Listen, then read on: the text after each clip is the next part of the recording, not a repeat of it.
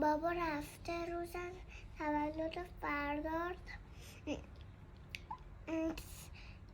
کادو تو بخره. کادو طلاه. 100 بار گفتم نفهم میخوایم سپرایز کنیم. نفهمم میخوام سپرایز کنیم.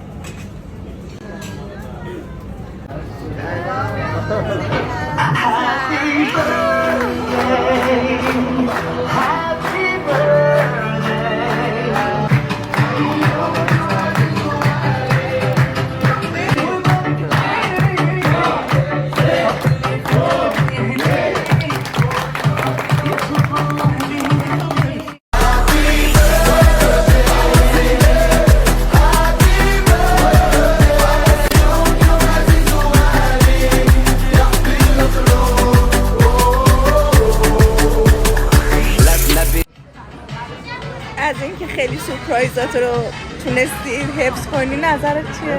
نه خداییش آره. خداییش خیلی آره. قشنگ لومون داد ولی بازم من نه اوکی عالی بود آره من خداییش تو. واقعی مال تولد کیه؟ مال من.